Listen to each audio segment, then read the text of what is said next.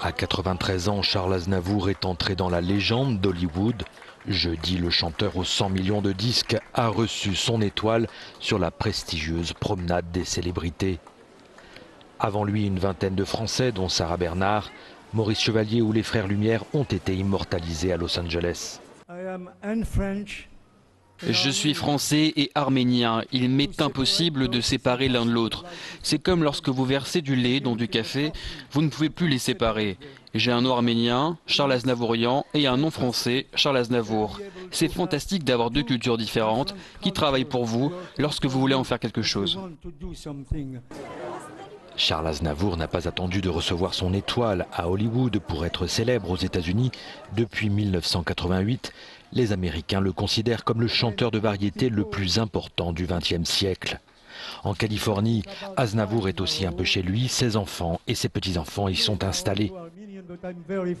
Le franco-arménien a annoncé une nouvelle tournée en France en 2018.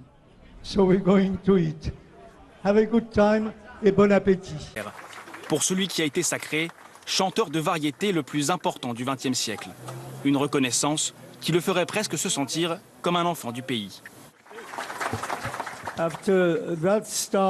Je suis français et arménien. Avec cette étoile, je peux dire que je suis aussi un peu californien.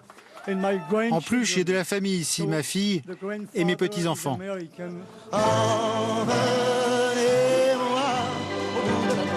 Ce répertoire l'aura mené jusqu'au sol d'Hollywood Boulevard. Une évidence pour la productrice chargée des nominations. Il a reçu de nombreux prix pour son œuvre et il monte encore sur scène à son âge. C'est merveilleux. On estime vraiment qu'il la mérite.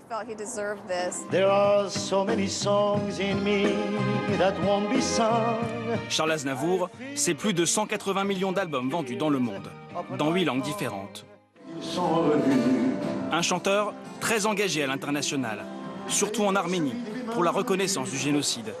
Sa famille l'a vécu en 1915 avant de fuir en France. Mais c'est le séisme de 1988 qui déclenche chez lui une prise de conscience. Il lance des actions pour venir en aide aux 530 000 sans-abri. Tout d'un coup, je me suis rendu compte que c'est bizarre ce que je vais vous dire. J'ai eu l'impression que j'avais un enfant qu'il fallait soigner. De la ligne d'un sein, du galbe d'une rangée. À 93 ans, Charles Aznavour est l'un des derniers géants de la chanson française. Un artiste qui a fait vibrer des générations en France et dans le monde entier.